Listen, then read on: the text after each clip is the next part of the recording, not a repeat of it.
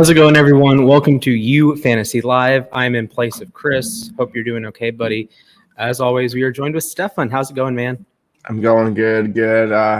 Just want to say, Chris, we missed you, buddy. Just hope everything's okay. Outside of that, I lost in the playoffs this week in 2 of my 3 leagues, so it's a bittersweet moment. I was a champion one. I got dethroned. I had to face Jonathan Taylor, Kelsey, and Christian Kirk on one of his best weeks. So it still kind of hurts a little bit, because I'm looking now and my team is the best scoring team this week, and it doesn't matter because I'm out. Yep. So we're trying to help you guys win your fantasy championships because I couldn't. So just because I can doesn't mean you can't. I got some really crappy injury luck. Like I'm in a best ball league that is like a best ball dynasty, so super weird, and I have to like adjust all the taxi squad players and IR players manually, and it's so annoying.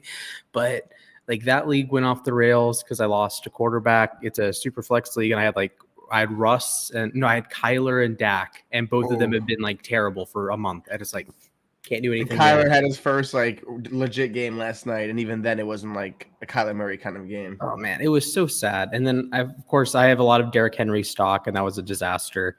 Yep. It was great for 8 weeks, and then it was great when they were running him to the ground, and then when he hit the ground, it's like, oh wait, he's not getting back up. No, it was bad. It was bad. But I am, I believe, in the semifinals in 3 of my leagues, so I'll take that. Lost in a couple quarterfinals, which is okay. It happens. So we're vibing. Let's answer a couple questions here before we get too far into this. From Caden Casemino, who do I start in PPR? Rojo, DeAndre Swift, or Justin Jackson? Stefan, who do you go with? I just got word that DeAndre Swift is out, so I'm not going to go with that. That's honestly, bad. I like Ronald Jones in the situation. I think they're going to be more of a run style where it's like, hey, let's run this guy 20 times. He's a big back. He's only 25 years old and has minimal wear and tear. Justin Jackson's another good one, but I don't know if they trust Justin Jackson along with Roundtree and along with I think it's Josh Kelly still there. Joshua Kelly is probably still so it's a trio of committee of running backs. I just feel a lot more safer. I picked the Rojo in a lot of leagues that I was still alive in. Yes. So I have to go Rojo, especially PPR. Yeah, he is going to carry me in the 32-team league this week.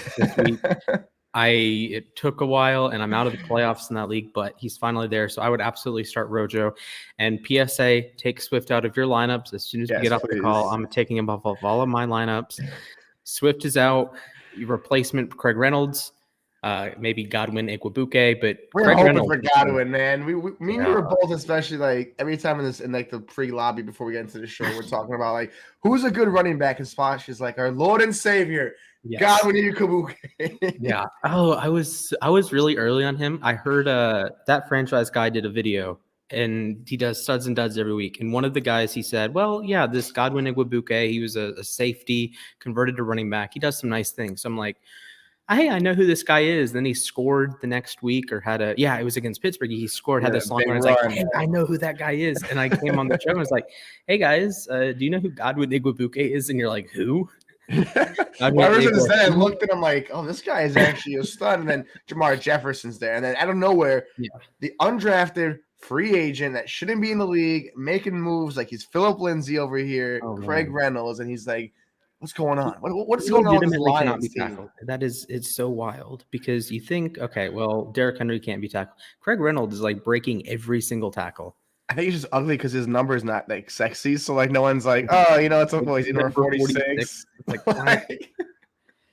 all right. So Dominic Lasasa, Javonte or Patterson at flex. It's a battle of Stefan's boys.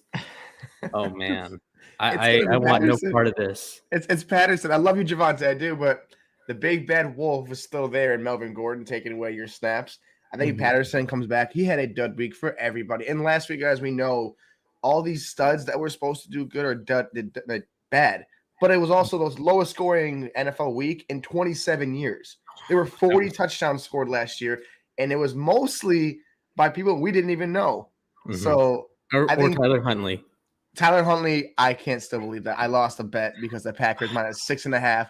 And all I see is a 1-point win. I'm like, oh my God. And Harbaugh did it again. He goes for it again. That's a whole different. Hey, listen.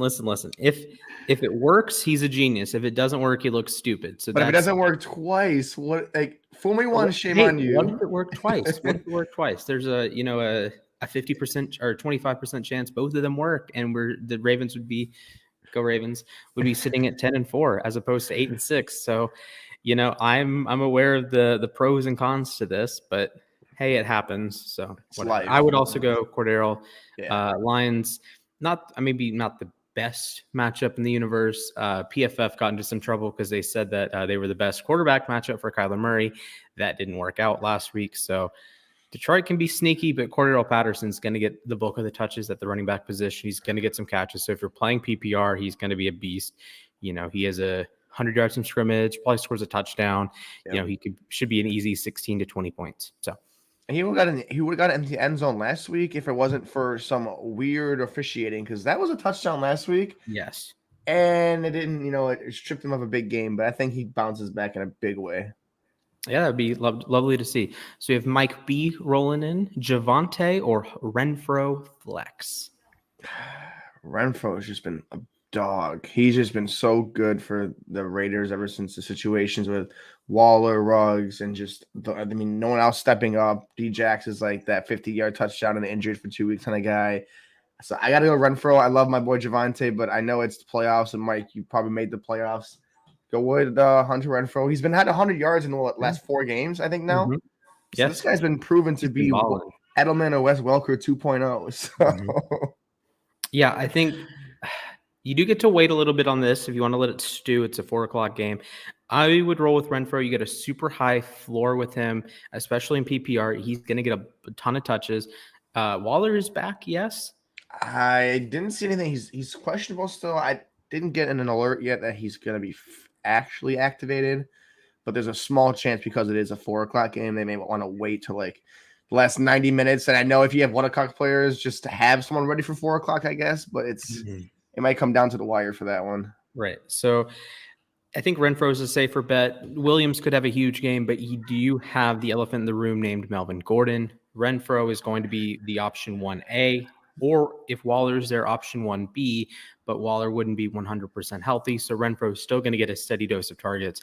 And he's one of the guys that to me is kind of matchup independent. Mm-hmm. Like some guys need a good matchup to go off, right? Renfro is going to get 10 targets every single week, regardless. Is he going to get 200 yards? No. Is he going to score 4 touchdowns? No. But you don't need him to because you're going to plug him in your flex. He's going to get 8 catches for 92 yards and get you 17 points or 13.2 half-point PPR. That's workable. That's workable. And if he scores a touchdown, guess what? That's money. That's all. He's right. I mean, Renfro has just been. It's crazy because I've talked to Chris all the time, and we always mention it. This has been one of the craziest years when it comes to player names, player success, and just player degression. And Hunter Renfro is one of those players that player progression has hit him so high that he's skyrocketing right now.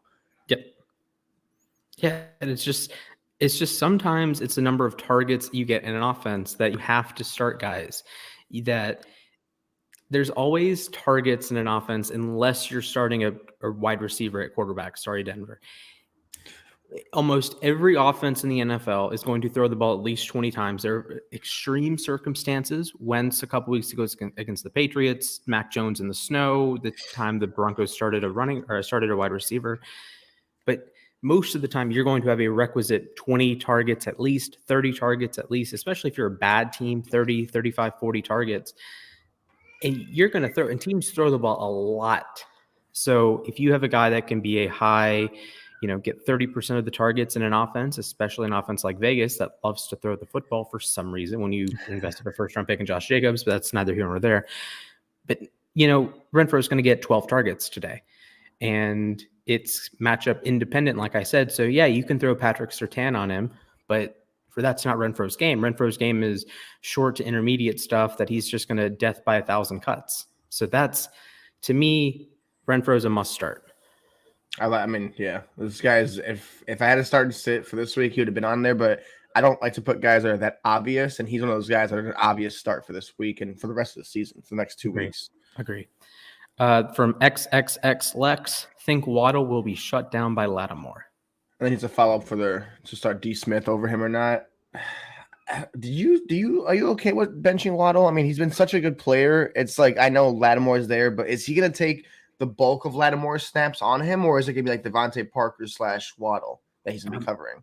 If I'm the Saints, I think you have to put Lattimore on Parker because Waddle is kind of like that Renfro type that he's just going to get targets. At a certain point, you're not going to stop Waddle. You're going to just try to limit him and try to keep him within. Contain him, basically. Yeah.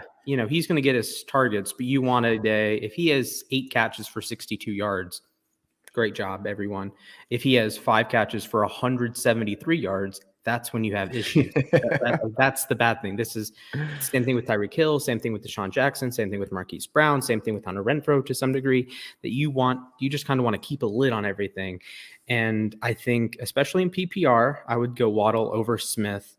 If it's in standard, then maybe you have the question, but I think the Eagles are going to be out for blood today, but it's going to be with the running game because they've been dominating on the ground. Look at the Washington game, look at the Denver game. They are tattooing fools on the ground, and they lost to the Giants the last time out. They lost 13-7. You had the heartbreaker. Jalen Reagor couldn't catch anything in the end zone.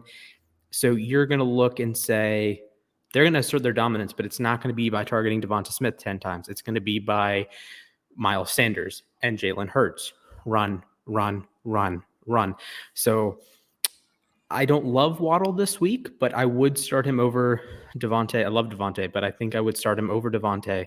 I think Devontae is a fairly low ceiling today. I think it's going to be ground and pound, NFC East football. Could be an ugly score.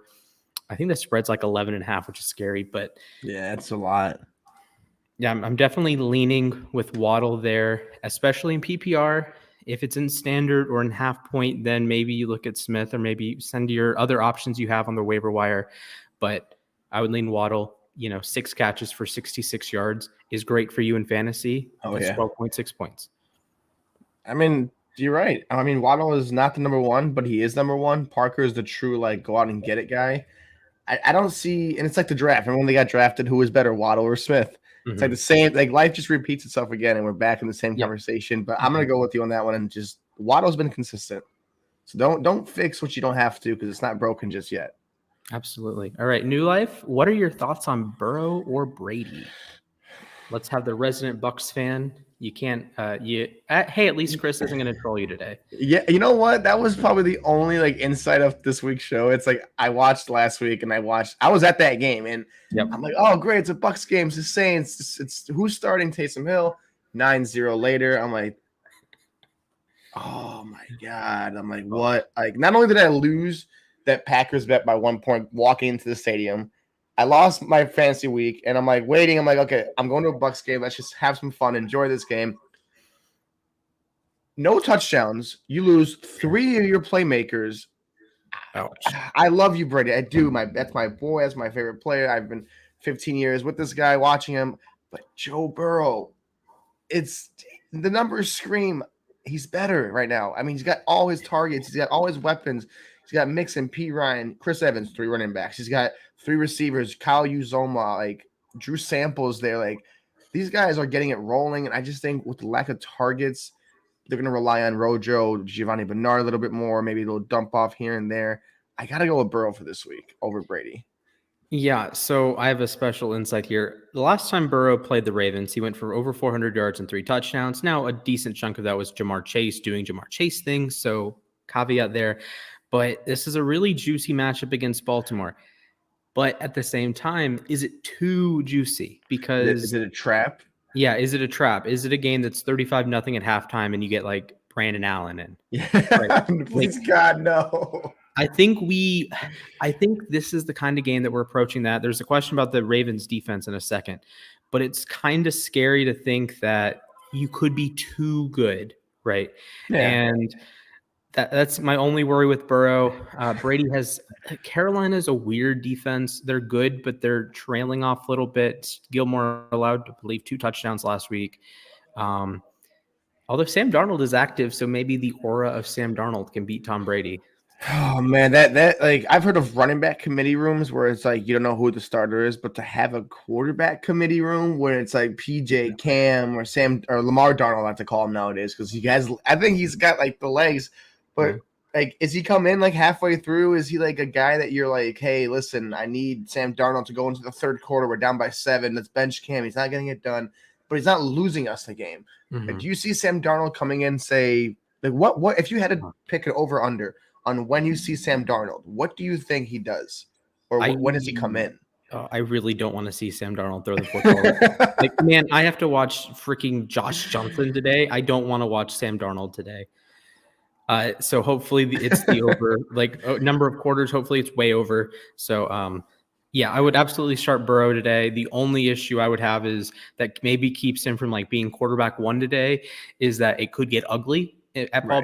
So it could be like a 35-0 game and he has 2 touchdowns and 182 yards. That's because Burrow has been awesome, but sometimes that doesn't translate into fantasy awesome. Like say, a couple weeks ago, we had like 10 big time throws and was doing this, but it didn't really translate into a great fantasy game. And that's the thing with Burrow. And that's the thing with the Bengals offense is that sometimes it's a Joe Mixon game, right? Yeah. Sometimes he gets a touchdown and sometimes he breaks off a big run. Sometimes Samaje Perine gets a big run and sometimes whatever happens. So I think Burrow is a must start this week, but I don't know if he's necessarily going to be QB1.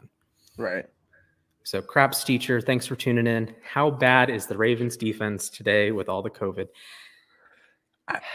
Everybody's bad right now, Craps teacher. Like it I've never seen like we thought last year was bad when we was like, oh, COVID this. We're like, okay, we're expecting last year's numbers to be what this year is. Like I'm like, that's what like my thought was last year. Like, oh my God, all this stuff. And it wasn't even that bad. This year is a whole new ballgame. And with those injuries that the Ravens had, plus with the COVID list, it's like cut me some slack. Like, come on. It's like the 49ers of last year. They couldn't go into MetLife without injuring half their team. It just, it sucks because the injury bug hit them. And they are, if they had a full team, they would be with this division running away right now, I think. Because the way that it looks like they played, and we've talked about it in the beginning of the season, like when they were like, before the injuries hit, we were like on the shows, hey, these guys are going to be this, they're going to be that. And then we see Lamar Jackson, Tyler Huntley, J.K. Dobbins. I can literally give you a list this long of just the Ravens, and I'll give you a 10-page list of just the NFL players. Yep. And the Ravens have 2 of those 10 pages of just their players. So it's a crapshoot. I mean, no pun intended, but like it's bad. And I don't know what's gonna happen going into the playoffs. Like what they better make sure they have everything locked down for these playoffs, especially because we don't want to see playoff games postponed. We don't want to see players say they were saying like, what if Aaron Rodgers got to the Super Bowl and he couldn't, and he couldn't play in the Super Bowl, and then you're starting Jordan Love. Oh my goodness! The Chiefs. Imagine that the Chiefs get to the Super Bowl and they get to start against Jordan Love again. Or it's like Chase Daniels versus Jordan Love because Mahomes like that just would ruin everything. Is it Blaine Gabbert in Tampa, right? Yep. Oh my goodness! Imagine Kyle Trask. Imagine a Gabbert versus Chase Daniel all Mizzou Super Bowl. I don't know if I would watch that, to be honest with you. I really don't know because like I just would be so ugly and I'd be screaming at my TV all day like make a pass or like something. So we just hope it doesn't get worse. Okay, yeah, just to underscore how bad the Ravens situation was earlier in the week. They had 13 healthy defensive players. Like, of course, they can bring up guys from the practice squad, which they did for today, and they get Dalen Hayes, a rookie out of Notre Dame. They get him back. Calais Campbell's in today. He was banged up with a thigh injury.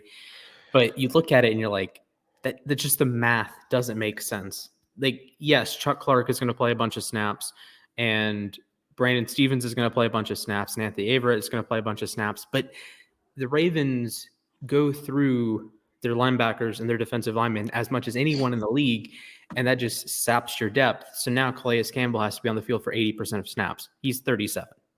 Like, that's not good. So it could get real ugly in Cincinnati, as much as it pains me to say it. But some of it could be like the big plays like it was the last time. This game might be a death by 1,000 cuts, and I'm not looking forward to it. So let's move on to happier news. New life. Not trusting Najee this week. Thinking of playing Javonte. Am I crazy? Yes, I think you were 100% crazy for this one. Agree. I know, like I said, last week was a fluke. Like it wasn't even a real thing. Like last week was just so like bad of a week 15. It's just I just want to take it out of my mind. I can, you know how like in Harry Potter when they're trying to take the memory out of his head, like little whatever. If anyone has seen Harry Potter, there's a scene where like they try to take like a memory from Harry Potter's head and like they just get rid of it. That's what I want to do to last week. Like I just want to forget last week and I look at my team. I know everyone's looking at their team like, wow, my team's going off this week. Oh, this and that. Najee Harris was one of those studs that did dud. And if you think he's going to dud 2 times in a row, you are deadly mistaken. You do not bench your studs. You drafted him for a reason. You better start him because if you're not starting him, he's on your bench. You're going to come back like, why did I bench? Yeah, like why am I benching Najee Harris? We get scared of one bad game, but don't let it deter you from knowing what he is. He's still a running back one. Like I don't care what anyone says. Yeah, and you look at the matchup against Kansas City. Yes, Kansas City is good defensively, but this game is projecting to be more of a shootout-y type that Najee Harris is going to get some dump-offs. That's points in PPR. Najee Harris is going to get a bunch of carries. And even if he doesn't have like a million rushing yards, it doesn't matter because every single rushing yard is cumulative. You know, if he gets 11 carries for 32 yards and he scores a touchdown, that's still 9 points.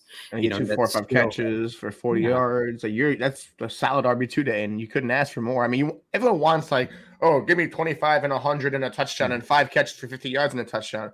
But we have to be realistic. You got to look at the matchup. You got to look at how his team is doing.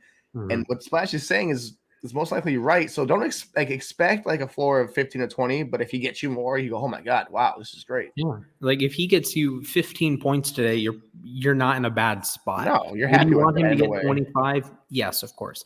But Najee is probably not going to get you like 4 points. Last week he had 11 carries for 18 yards, something stupid like that. Actually, like 5 points last week. Well, I don't think that's going to happen again. He has a super high floor. It's a super high volume. And chances are when you get 11 carries, you're not going to have 18 yards. You're going to get at least 30 yards, at least 40 yards.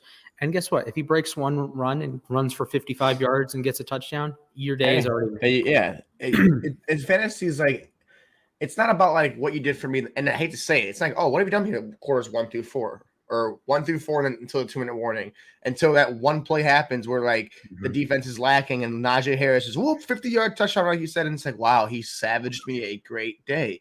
Fantasy's not over until there's no time left on the clock. And we've seen that with the Washington football team a few years ago. We saw it with the Denver Broncos in 2015 with AJ McCarron was starting. I was losing a game by 2 points. I had Denver's defense, and I'm like, I need something. Sack, fumble with no time left. Got into the championship that year. That's just the crazy stuff that happens.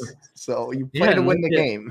Just a couple of weeks ago, Brashad Perriman has 1 target, 1 catch, and outscored like some decent wide receivers that week. Yeah, 50-something yard touchdown. Like that's the sort of thing that can happen in these games. That if it's not working out, if you had some bad drafts this year, come back next year. It's all going to balance out over the large scheme of things. Like I didn't have the best year, but I'm still in 3 championship. Or 3 still in 3 semifinals, but I have a bunch of leagues that I sucked in. You know, it happens. This isn't a science. This is us trying to gauge. We try to make it a science. Chris, and it's 50% luck. Like Chris, me and Chris and Splash, like every week we come on this show, we do our own like homework. But at the end of the day, we could tell you one thing, tell you another thing. People get mad. Oh my God, how'd you know? Say like Lamar Jackson. I said start Lamar Jackson over Stafford a few weeks ago. Stafford does well. Lamar Jackson got his ankle rolled up and left the game. And I'm like, oh, wow. But you can't predict that stuff, you know? You got to just roll with the punches, roll with what you know. And like you said, I had a bad draft this year. I was like, wow, I was projected the 12th ranked player. I came out of nowhere, made moves, made some acquisitions, trades, and I finished in 6th. Worst case scenario. But hey, I mean, if you're playing and you're not going to win, don't try to give up. Just try to place as best as you can because you're going into next year. You gotta gauge what you did last year going into next year because fantasy, it's you don't win this year, you're gonna play next year, you're gonna play the year after that. So you play to win the game. Yeah, and at this point of the season, you guys should identify some strategies that you used this season and see how they work. Was it because of injury that they didn't work? Was it because you used the wrong source material? Was it like just try to diagnose your problems, right? If you drafted Derrick Henry, it's not there's It's nothing you not can your do. fault. Like, yeah, Yeah. don't be like, well, oh man, if I would have taken Jonathan Taylor at 3, nobody knew about Jonathan Yeah. Taylor at No one was 3. going to take Jonathan Like Taylor at 3. at 7, I'd take Nick Chubb over Jonathan Taylor, and I'm like, oh, I should have done that. But then I'm like, I can't do that to myself. It's not fair because Yeah. you don't do that. And listen, if you listen to ESPN, Matthew Berry, Field Yates, anybody like that, I respect it. But at the end of the day, like those kind of guys don't make or break who I should start. At the end of the day, it's like Splash. Who do you know has been working for you? Who do you know this is and that? Who should you start? Not who Matthew Berry tells you, because then next thing you know, he says, oh, start this guy. He goes off for 1 point. And you're like, wait a minute. Yeah, and like if you're just kind of identify some strategies you had in the draft and see if that worked. If you went running back heavy and all of your running backs got hurt, well, maybe you need to adjust your strategy a little bit. If you drafted a bunch of wide receivers and you tried the zero RB strategy, then you have to like the way you draft adjusts the way you play during the season, particularly in like not in best ball in normal formats. Got weird drafts and some dynasty leagues too. Like, yeah.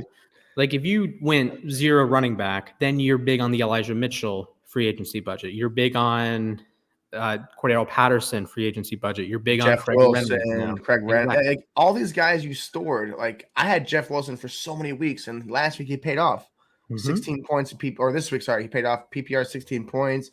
Like my Ayuk takes, like he finally came back. Like Absolutely. you gotta just play to have assets, and then also play to have a future going forward. For sure. Yeah, it's definitely about how your draft strategy impacts how you play throughout the season. And when you're playing throughout the season, take notes of things like how often are you going to the waiver wire? Is it because you want to go to the waiver wire? Is it because you're full of injuries? Because injuries are pretty random for the most part.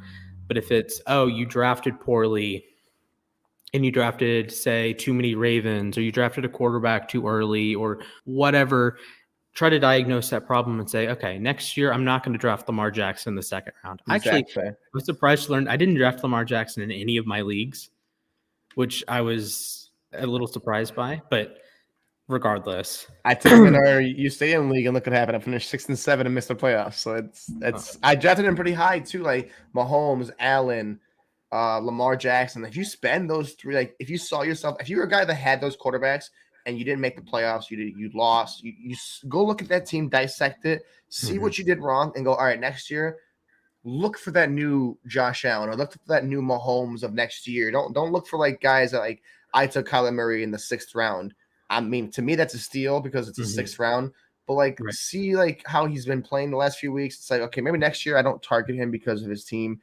Like, just look at your team, dissect it, go into next year and say, this is going to be different. That's going to be different. And next thing you know, you're going to win another championship. You're like, wow, the strategy changes, and you're in the money. Exactly. So, all right. Speaking of quarterback, morning, gents. How's it going, Trey? Burrow or Wilson? I'm going to assume Russell this week. If you're starting with Zach Wilson in fantasy, I think you deserve to lose. Sorry, Frank. Well, they're going against the Jets, though, right? I mean, the Jags, right?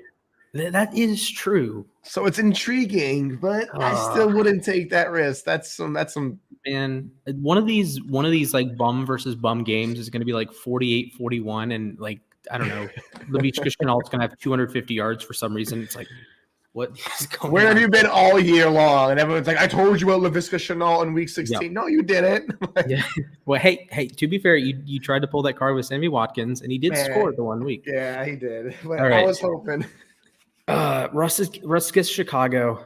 Burrow gets the Ravens practice squad of practice squad players. I think Burrow he has more weapons, and Wilson just looks so ugly. Like, yeah, where is Russell Wilson?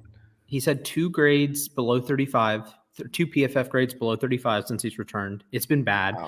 Wow. He has the 1 great game against Houston, and I think Chicago cares enough about their defense. Like Thomas Graham was a revelation last. Holy Christmas, he was nothing short of sensational. I didn't need his PFF grade to know he was an elite cornerback last week. He was that good. So I'm leaning Burrow here again. Is he going to be QB1? Probably not, because if he is doing that well in the first 2.5 quarters, he's going to get benched in the fourth quarter because they're up 48-0. So, whoop-de-doo. So I'll roll over there. I'm gonna sit there and ride that with you as well. I don't like Wilson. If you can find me the real Russell Wilson, please let me know, because who we've been given this year is an imposter and a phony of Russell Wilson. So wherever you are, Russell Wilson, please come back to the NFL. DK Metcalf needs you. Tyler Lockett needs you, and Pete Carroll needs you. Yeah. Oh my goodness. I said before Russ came back, I thought he was going to make a run for MVP. Then he laid an absolute stinker in Green Bay, and it was bad. All right, Rojo or DJ Moore. DJ Moore gets actually they're playing the same game. Rojo gets the Carolina defense. DJ Moore gets the Tampa Bay defense. I don't trust whoever's throwing the football in Charlotte. That's the problem. So I will go Rojo here. Yeah, I think Rojo. Because like Kristen, you always hear, I love when I take like players that have dual upside. Rojo is a guy who can catch the ball. He's not like the most prolific catcher, but he can still catch it. And he can tote that ball 99 yards against those Carolina Panthers, because it happened last year in Carolina. Was it in Carolina? I think so. Regardless, I remember him running across the logo, or they don't have a logo, right? They just have the NFL shield. I remember him. Yeah. So, yeah, he ran 99 yards against this very defense that has the same defensive front, give or take a few guys. But I think Rojo just has one of those games. I'm going to give him RB 12 on the week. I think they're going to have to just implement him more. I'd say he's 25, less wear and tear. That's the one I'm talking about right there. Carolina boys. In Carolina. And they're playing Carolina the next 2 weeks. Yeah, 2 of the next 3. What a weird Carolina Jets, Carolina. Like, could you have asked for the easiest 3 wins of the season? I mean, hey, the Bills get the Falcons and Jets. So Tampa Bay defense or Bengals defense. I'm going to go Tampa Bay defense. I think there's more turnover upside there. Watching Baltimore the last few weeks, it's been they're good still. They didn't turn the ball over. And if a lot of fantasy defense is predicated on forcing turnovers. I trust Cam Newton to turn the ball over more times than Josh Johnson. And that's just because of the way Baltimore operates, that since Lamar got injured, they've been fairly conservative. The only turnovers in the 7+ quarters were 2 strip sacks. So those are superhuman feats by Myles Garrett, for instance, and by the Takk McKinley. So, and then last game against the Packers have a pretty good defense. They didn't force Huntley to make any mistakes. And I think it's just the game plan of the Ravens to be conservative, to trim the game down. Carolina is just an absolute mess. Cam's going to turn the ball over. Darnold's going to turn the ball over if he plays. PJ Walker's going to turn the ball over if he plays. So I would 100% start Tampa, because I think you run into the thing of, if, let's say, the Bengals are up 25, the Bucs are up 25. Who do you trust to turn the ball over again? I trust Carolina to turn the ball over again. Yeah. I think Baltimore is going to kind of lick their wounds and say, all right, on to Los Angeles. We're just going to run the ball a bunch. The Bengals don't have DJ Reader, and 5 yards a run, 5 yards a run, 5 yards a run, 5 yards a run, and you allow first down every 2 runs. Yeah, if you allow a stupid touchdown at the end and you lose because Latavius Murray had 35 yards in the final drive, just start Tampa there. James Martin, Sony Michel, or Van Jefferson. Darrell Henderson is back, yes. So is Cam Akers. Akers I don't didn't travel today, so he's not in the fold today. I like what I've seen from Michel. He had 10 forced missed tackles last week. I think Michel. I think what you're saying sounds more consistent, and he's got the most carries. And I think even with Henderson there, they realize that they can actually dual exist for these guys. Like, Henderson hasn't gotten over 20 carries, I think, all year. And you're telling me that there's 20 carries for Michel, there's 15 carries for Henderson. Like, Michel handed the ball 20 times a few games ago against the Rams, I think, or against the Cardinals, and he had a subpar game. But the week before that, had a crazy touchdown, 100 yards, 21 carries. Like, I think they just coexist, and I think it's a committee. For sure. I got to go Sonny Michel. Yeah, I agree. Michel there. All right. Hawkin, Rojo or Waddle. I'd say if it's PPR, go Waddle. If it's standard or half point, go Rojo. Exactly. I like that. because then you like I said earlier, if you have the 10 catch for 62-yard game, like the Marquise Brown special, oh my goodness. I have nightmares of Marquise Brown running 5 yards down the field, turning around, and Tyler Huntley hitting him in the numbers. Oh, anyways, yeah, I would go Waddle in PPR, Rojo in standard or half point. All right, we got Brock, Tom Brady, or Matt Ryan. Matt Ryan gets the Lions. I don't trust. I see. This is the part where we both go, yeah, Matt Ryan's going to have a game. And then what happens? He doesn't have a He game. throws 3 interceptions, and the Lions cover and probably beat Atlanta. Did you know the Falcons have the Braves have won a World Series more recently than the Falcons have won a home game? I just saw that actually late last night, and I couldn't believe that. So I had to actually look it up, and it was like, okay, yep, they're right. Yep, they're right. Their only home win this season was against the Jets, but that was in London. So you're like, what is going on here? And it's super screwy. Go Braves, though. I want to start Brady here, but there is some upside with Matt Ryan. I don't trust it. This could be a nice Russell Gage game, but it could also be like Russell Gage goes 2 catches for 14 yards and fumbles. Because like he's been good for the last 3 weeks, and then he's like, all right, well, you know what? I don't really feel like it. Yeah. Oh, I think I go Tom Brady. Okay, to me, if you're in like a semifinal, start Brady. If you're in like a consolation, just start Matt Ryan and see if you can outscore everyone. And remember, even if you're in consolation or if you're not in the finals and you're in a league with your friends, you're in a league with, like I said, serious placement is everything. So you don't want to be the guy who placed 8th place. Like at least get 6th, 7th, 4th, 3rd. Exactly. Like, you control people like that. Like you listen to anyone in like an NFL group chat. If you finish 3rd in a division, you have bragging rights over the team that finishes 4th. Like, does it matter if you're the Texans and Jags? No. The Jags can dunk on the Texans all they want this entire offseason. Be the Jags. Yeah. No, be the Texans. Be the Texans. Be the Texans. Don't be the Jags. Imagine that. Okay. DK or Miles Sanders.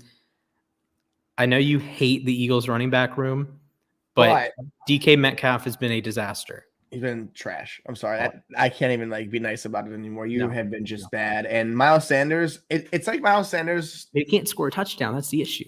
But it seems like every year, what happens between week 13 to week 17? Miles Sanders is RB1. Next year, he's going to be sweet. Good point. And then what happens next year? You don't even need, if it's PPR standard half point, go Sanders here. Just go Sanders.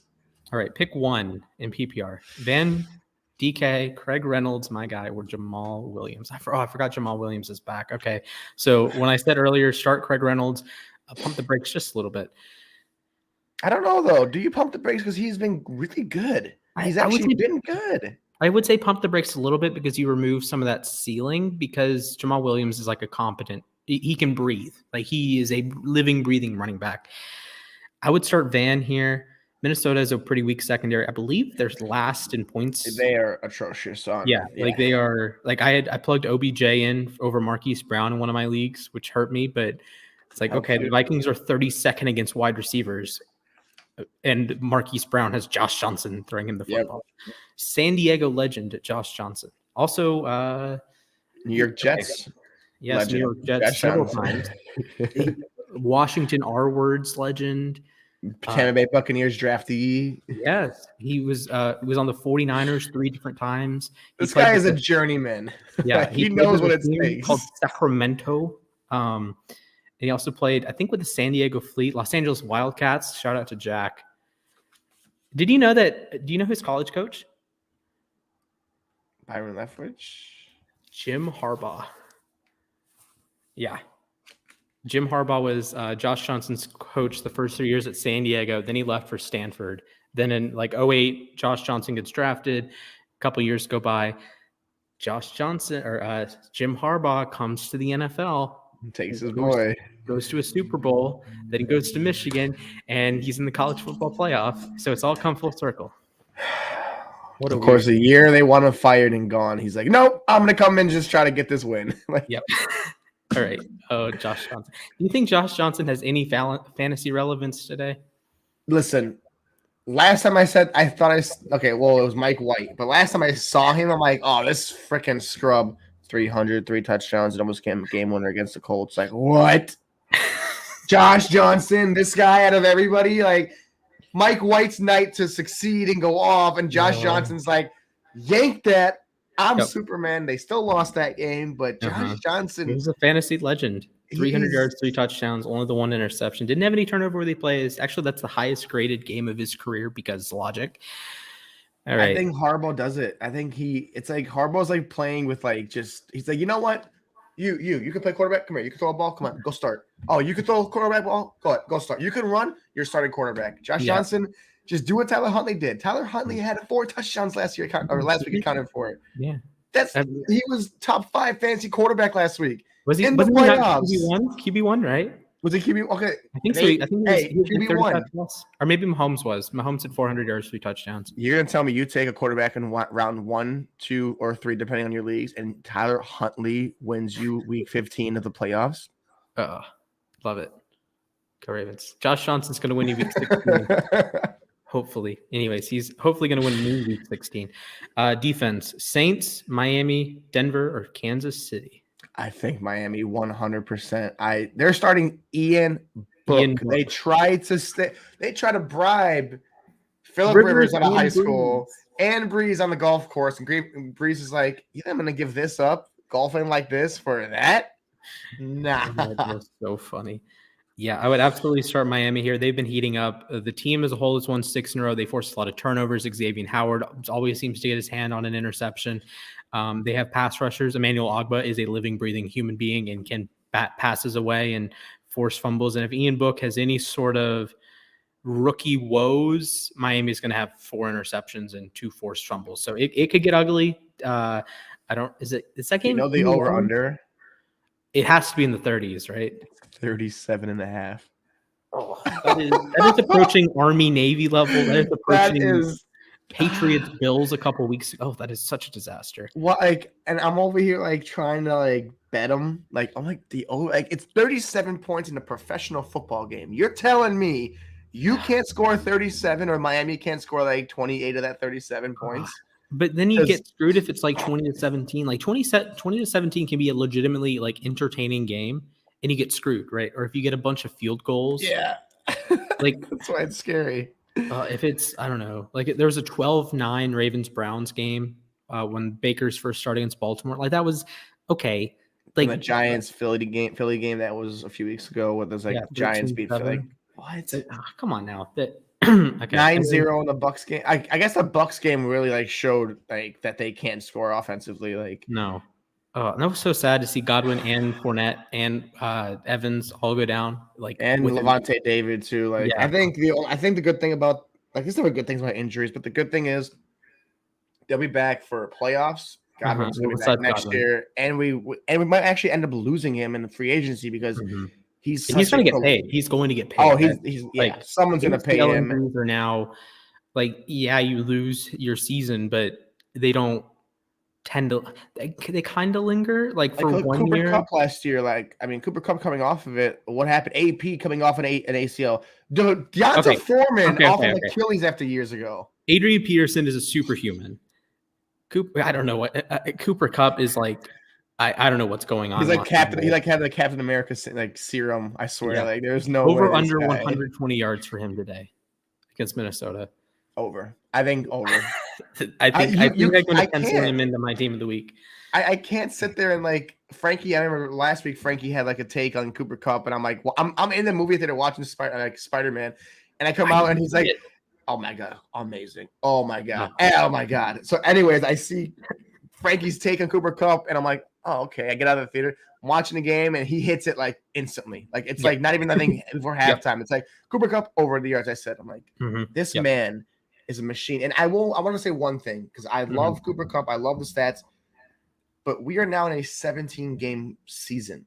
Everything, unless they're done in 16 games, and I know people are going to argue this, it's a whole different era of football now because we had that one extra game. So everything that happened in a 16-game season is relatable, but we can no longer compare it going down the road. In 3-4 years, you can't compare 2022 or 2023 to 2018, 2017 with that extra game.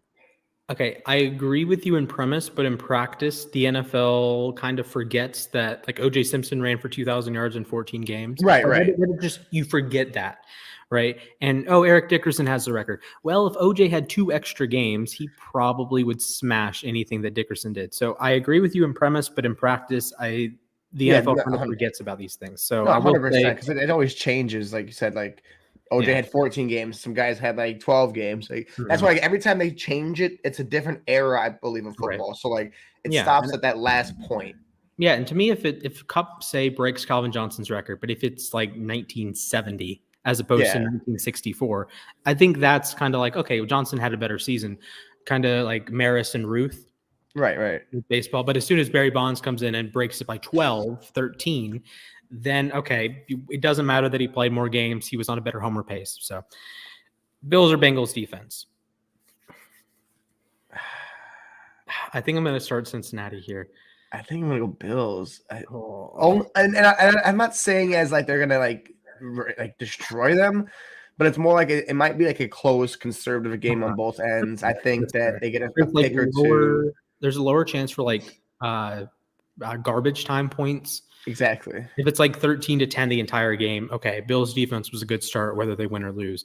If the Bengals are up 48-0, like I've said, they will be twice. And then Josh Johnson leads a heroic drive, gets Marquise Brown his 7th touchdown to hit the over.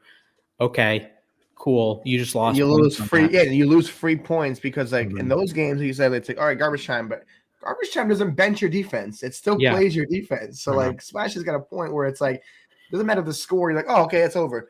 Oh my god, they got a 67-yard touchdown pass from Josh Johnson. You lose 4 Yep. points on defense, and that lost Mhm. your league.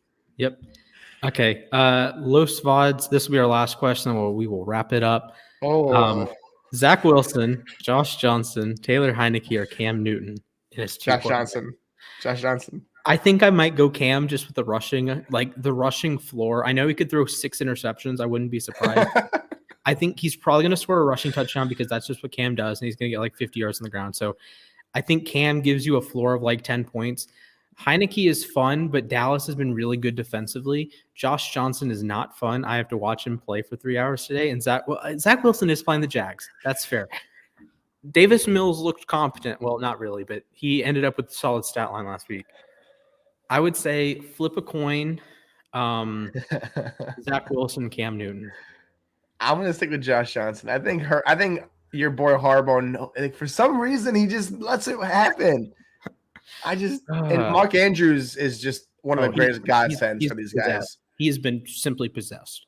Like ever since Lamar goes out, this guy has been like, Huntley, I've got you. Just give me the ball 10 times in this game. I got you.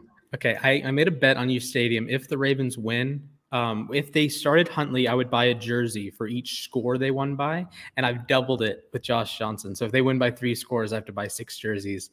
Can I get one of them? Sure. I'll give you half of what you paid for. Yes. Okay, I'll get you a Josh Johnson jersey. Wait a minute. Now this even reiterates our Hunter Renfro take. Brian Edwards is now on COVID. Ooh. So that's just another uptake. If Renfro owners get out there, put him in your lineup, start him, this guy's going to have a great game. Nathan Peterman's active. Oh, Lord. Okay. I will do some Josh Johnson propaganda. If there's anything going for Josh Johnson, it's that the other 10 dudes around him have been in the same exact offense for the entire season. It's the same Lamar offense, the same Huntley offense, the same Josh Johnson offense, and the same. We have a player named Kenji Bahar. It's going to be the same offense, regardless of who's at quarterback. Now, if it's Sam Cook, we are going to run into a lot of issues. But these top 4 quarterbacks run the same darn friggin' system. So if there is if you have a 1% faith in Josh Johnson, well, there's 2% faith because everyone on the team is running the exact same system. Andrews is doing the same things. Brown is doing the same things. Duvernay is out, but Watkins is doing the same things. Shout out to Pro Bowl Devin Duvernay, by the way. I love that guy. I love his name. Yeah, I wish he was healthy today because he could be fun. I have to take Ramondre Stevenson out of my lineup. So with that, any last words before we wrap it up? Listen, guys, this is it. This is the last 2 weeks of the season. Good luck. Make sure you start your studs, start your guys. Do what you've been doing the whole season. Chris, we did miss you on the show, buddy. Hope everything's okay. I see you on Tuesday. I'll let you talk a little bit of smack about that little Bucks game. You do deserve that one. So okay. outside of that, okay. you know where to Ingram find me? or Callaway? Monday night, Ingram or Callaway? Callaway.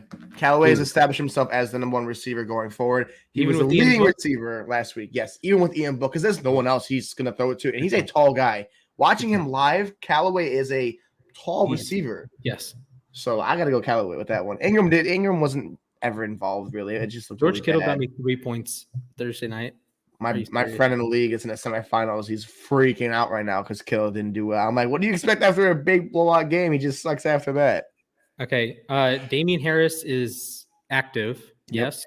Okay. Yep. So I would start him. Ramondre Stevenson is. Oh, Gibson's an interesting one though. I think Harris takes it this time. I think Harris has the better offensive line. I know it's a tougher matchup, but I think Harris comes back. Don't care about stopping the run, so yeah. I think Damian Harris is the man to go. So with that said, thank you guys for watching. Make sure you like the stream, subscribe to the channel, follow us on Twitter and Instagram at uSTADIUM. You can follow Stefan at Burst Bombs. You can follow me at Mr. Splashman19. And if you have any lingering questions, tag us at Splash at the Burst on uSTADIUM. Yes. Okay. Tag us and we will answer. Caden, you do a great job of that. So yeah, just make sure you tag us and we will answer and have a happy day. Thank you so much, Splash, for filling in too. Appreciate it. No problem. Peace out, guys.